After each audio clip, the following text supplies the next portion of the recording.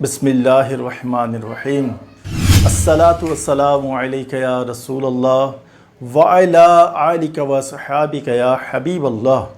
आज का सवाल ये है कि सैयदुश्शुहदा हज़रत इमाम हुसैन रज़ी अल्लाह ताला अन्हु का सरे मुबारक सरे अक़दस कहाँ दफन है। तो इनके बहुत सारी रिवायात मौजूद हैं। इसके बारे में 3 ऐसी रिवायत जिसमें उलमा इकराम का इख्तलाफ नहीं है, वो चीज़ आपके सामने पेश करूँगा।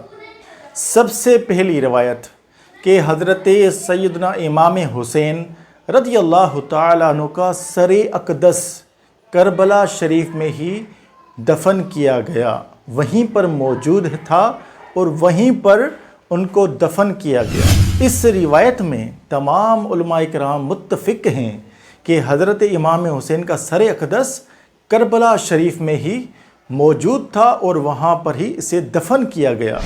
दूसरी रिवायत ये है कि हज़रत इमाम हुसैन रज़ी अल्लाह ताला अन्हु का सरे अक़दस जन्नतुल बकी में दफन किया गया। अपनी अम्मी जान हज़रत फ़ातिमा रज़ी अल्लाह ताला अन्हु जहाँ पर मदफून हैं यानी जन्नतुल बकी में, वहीं पर हज़रत सैयदना इमाम हुसैन रज़ी अल्लाह ताला अन्हु का सरे मुबारक दफन किया गया। तीसरी रिवायत ये है कि कायरो में, जो कि इजिप्ट का एक शहर है मिस्र का, मिस्र में एक मस्जिद मौजूद है जिसका नाम है इमाम हुसैन रज़ी अल्लाह ताला अन्हु, और वहीं पर आपकी कब्र मुबारक भी बनाई गई है। वहाँ पर उलमाए किराम फरमाते हैं कि हज़रत इमाम हुसैन रज़ी अल्लाह ताला अन्हु का सरे अक़दस करबला से यहाँ पर लेकर आया गया और यहीं पर दफन किया गया।